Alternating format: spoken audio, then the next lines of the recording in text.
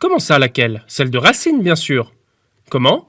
Il en existe une autre? De Corneille? Eh bien, me voilà pris de court. Et une de Brasillac, le seul écrivain fusillé à la libération de la France pour intelligence avec l'ennemi? Eh bien, on va voir tout ça. Donc, l'histoire de Racine nous raconte l'histoire du couple Titus-Bérénice, amoureux fou, mais voilà, il y a un problème. Titus va être couronné empereur de Rome et Bérénice est reine de Judée. Deux régimes politiques qui ont donc un peu de mal à se marier. La pièce nous raconte alors la difficulté qu'a Titus de quitter Bérénice. En fait, je n'ai pas grand-chose à vous dire sur la pièce de Racine parce qu'elle est plutôt vide. Dès l'apparition de Titus, il nous dit qu'il va quitter Bérénice. Et à la fin, il quitte Bérénice. On a bien des rajouts avec Antiochus, mais qui ne servent à rien. Et l'ensemble de la pièce ne repose pas sur des actions, mais sur l'exaltation d'émotions. Et ça, Racine ne s'en cache pas. Pour répondre à ceux qui dénonçaient le vide apparent de sa pièce, comme l'abbé de Villars, il répondra que toute l'invention consiste à faire quelque chose de rien. Ça et d'autres trucs plus osés comme « Ce n'est point une nécessité qu'il y ait du sang et des morts dans une tragédie. Il suffit que l'action en soit grande, que les passions y soient excitées, et que tous s'y ressentent de cette tristesse majestueuse qui fait tout le plaisir de la tragédie. » Ou encore, la principale règle est de toucher. Je ne sais pas si c'est courageux ou gonflé de démolir ainsi les règles et le sens de la tragédie. Mais vu que cette défense est plutôt unique dans son œuvre, on va dire que c'est un peu de la mauvaise foi de sa part. Mais donc, si la pièce est dépouillée, que reste-t-il?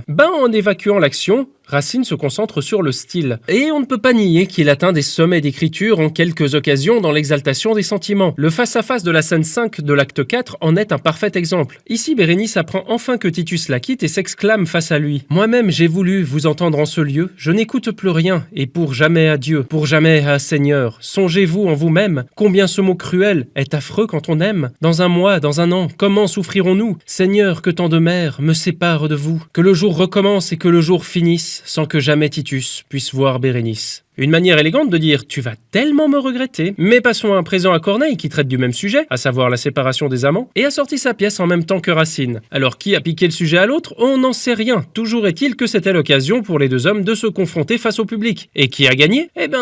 Racine a pété tous les scores. Mais il faut dire que Corneille l'a un peu cherché. Si la pièce de Racine était complètement épurée, la sienne est d'une complexité effrayante. En plus du couple Titus-Bérénice, qui ne peut pas être ensemble pour les mêmes raisons que chez Racine, nous avons le couple Domitie-Domitian. Il sera question de jeux d'alliance, de trahison, d'actions menées en hors-scène, d'enjeux politiques. Bref, une pièce difficile à suivre tant les actions sont nombreuses. Le tout est rédigé dans le genre très particulier de la comédie héroïque théorisée par Corneille lui-même, ce qui ne l'a pas aidé auprès du public. Malgré cela, je crois que je préfère la pièce de Corneille, car si elle mobilise moins mes émotions, elle m'emporte dans son intrigue. De plus, Corneille a le mérite d'essayer certaines nouveautés, alors qu'il a 64 ans et plus rien à prouver. Et maintenant, on va essayer de regarder calmement le cas de Brasillac, même si je sais que l'association Les Amis de Robert Brasillac est installée pas loin de chez moi. Si avec Racine et Corneille, la raison de la séparation était une cause de différence de régime politique, chez Brasillac, c'est un peu détourné. Titus doit quitter Bérénice parce qu'elle est juive. Et j'aimerais en profiter pour évoquer un phénomène intéressant. Lorsque j'avais dit que la pièce de Brasillac était antisémite sur un réseau social où la cordialité ne reste parfois qu'un concept au mieux abstrait, au pire fortement récusé, on m'avait répondu « Ouais mais non, ça reste ton interprétation ». Et je vous avoue que je n'aime pas trop cette tendance à relativiser systématiquement tous les avis, car d'un point de vue méthodologique, certains me paraissent plus pertinents que d'autres, comme ici, le mien. Mais je ne suis pas doté d'une clairvoyance hors du commun. Alors j'ai lu la pièce, dans ses deux versions, oui, car la version de Brasillac a été fortement, mais pas totalement, expurgée du caractère explicitement antisémite et est quasi introuvable aujourd'hui. J'ai lu les critiques de l'époque, dans un camp comme dans un autre, j'ai comparé les argumentaires au texte antisémite et la conclusion logique, c'est que,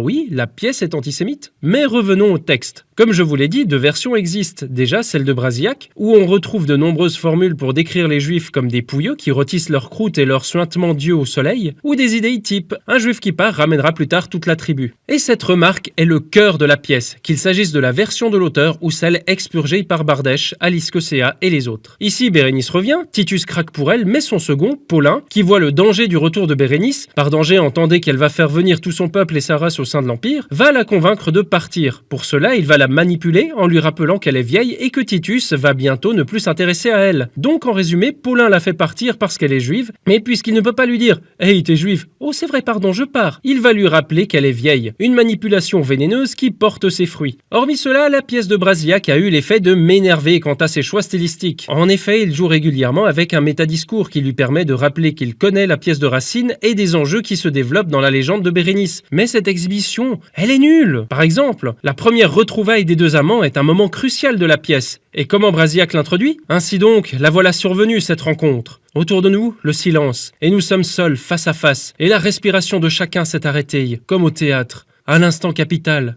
Fort bien. Mais plutôt que de nous exhiber les enjeux, ne faut-il pas nous les faire ressentir? Racine, pour cela, renforce son vocabulaire à travers des hyperboles ou un champ lexical du sentiment fort. Ici, Brasillac nous suggère rien. Il le dit explicitement, et du coup, ça n'a plus aucun intérêt. Il est intéressant de voir comment une histoire reprenant le même thème, celui de la séparation forcée, peut servir des projets bien différents. On a d'un côté un exercice de style plutôt bluffant, de l'autre une exploration de l'action dans le récit, et le dernier s'intéressant moins à la forme qu'au fond, la transformation d'un mythe en idéologie. Donc si je devais vous conseiller une de ces trois pièces, ce serait celle de Racine, qui donne l'occasion de se concentrer sur le style et de ce côté, c'est une belle réussite. Et maintenant, je vais faire mon Titus et vous quitter. Mais heureusement, vous dire au revoir ne signifie pas que vous deviez quitter mon royaume. Au contraire, restez-y. Il y a plein de choses encore à y explorer. Mais si cette séparation vous blesse au plus haut point, n'hésitez pas à m'écrire, car je vous aime et ne peux m'empêcher de répondre à chacun de vos appels. Et nous avons encore tant de choses à partager, vous et moi.